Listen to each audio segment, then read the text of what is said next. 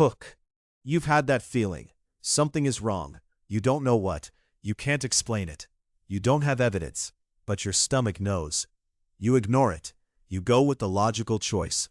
You convince yourself the feeling is just anxiety. 3 months later, you're standing in the rubble of a situation your gut warned you about on day 1. Here's the thing. Your gut wasn't being dramatic. It was doing neuroscience. Act 1. The second brain. Your gut contains approximately 100 million neurons. That is not a typo. 100 million neurons lining your gastrointestinal tract from your esophagus to your colon. This network is so complex and so independent that neuroscientists gave it its own name, the enteric nervous system, also known as the second brain. It doesn't think the way your head does.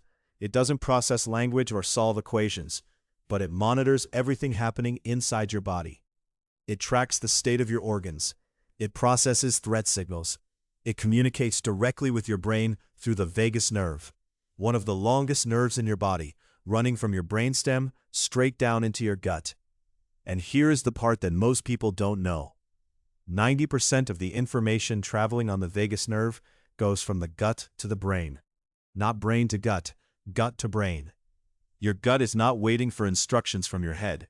It is sending your head a constant stream of information. Act 2. What it's actually tracking. So what is the enteric nervous system actually doing? It's tracking your environment in ways your conscious mind doesn't have the bandwidth for. Micro-expressions on people's faces, subtle changes in a person's voice or posture, the feeling of a room that's slightly off, the pattern of a situation that matches a previous bad experience.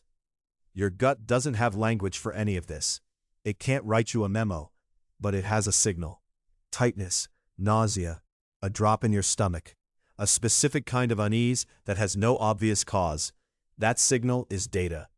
It's your nervous system's compressed summary of pattern recognition too fast and too complex for your conscious mind to articulate. When your gut says something is wrong, it's not being irrational, it's being rapid. Act 3. The serotonin fact that changes everything. Here's the number that surprises most people. 95% of your body's serotonin is produced in your gut, not your brain, your gut. Serotonin is the neurotransmitter most associated with mood, well-being, and emotional stability. It's what antidepressants target. It's what people mean when they talk about the chemical side of happiness. And almost all of it lives in your digestive system. This is why your emotional state and your digestive state are not two separate things. They are the same system running on shared chemistry. When you're chronically stressed, your gut suffers. When your gut is inflamed or unhealthy, your mood tanks. This isn't a metaphor, it's a biochemical feedback loop. The research on the gut-brain axis, the technical name for this communication system, is one of the fastest-growing areas in neuroscience right now. Researchers have found links between gut microbiome composition and anxiety, depression, autism spectrum traits, Parkinson's disease, and decision-making. Your gut is not a digestive tube with occasional opinions. It is an active participant in your mental and emotional life. Why you stopped listening. Most people grew up being taught to override gut feelings with logic. This was presented as maturity. Feelings are unreliable. Emotions cloud judgment. Think it through. Be rational. And there are situations where that's good advice. But we overcorrected. We trained ourselves to dismiss visceral signals as noise, especially signals that were inconvenient. Signals that contradicted what we wanted to be true. The gut feeling that the relationship wasn't right got overridden by the investment we'd already made. The gut feeling that the job wasn't for us got overridden by the salary and the approval of people we wanted to impress. The gut feeling that someone wasn't trustworthy got overridden by how charming they were in the room. We did the logical thing, and the gut was right every time. Why? Act 5. How to actually use this. Listening to your gut is not the same as being impulsive. It is not throwing logic out. It is adding a data source you've been ignoring. Here is how to start. First, slow down before deciding. The gut speaks in the quiet, not in the noise. Before any significant decision, find 5 minutes of stillness. Not to think, to feel. What does your body say about this? Second, get specific about the sensation. A gut feeling is not just a vague unease. It has a texture. Where is it?